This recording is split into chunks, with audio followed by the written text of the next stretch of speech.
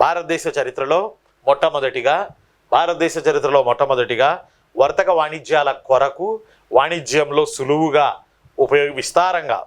విస్తారంగా వాణిజ్యాలలో ఏన్షియంట్ ఇండియాలో తొలిగా లేటర్ వేదిక్ పీరియడ్లో వాడినటువంటి నాణ్యం కార్షాపణ. గుర్తుపెట్టుకోవాలి. కార్షాపణకి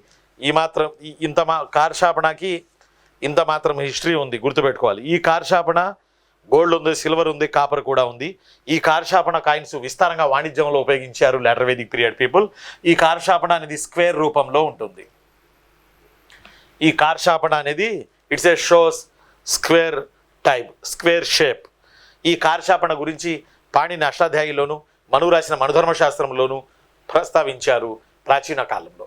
మనువు రాసిన మనుధర్మశాస్త్రంలోను, పాణిని అష్టాధ్యాయిలోను ఈ కార్షాపణను ప్రస్తావించడం జరిగింది. అంతేనుగాక ప్రధానంగా భారతదేశ చరిత్రలో లేటర్ వేదిక్ పీరియడ్లో వర్తక వాణిజ్యాలు మొదలైనవి గనక వర్తక వాణిజ్యాల్లో విరివిగా వాడినటువంటి నాణ్యం కార్షాపణ. ఇది గోల్డ్గా వాడారు, సిల్వర్గా వాడారు, కాపర్గా వాడారు. కాబట్టి కార్షాపణ.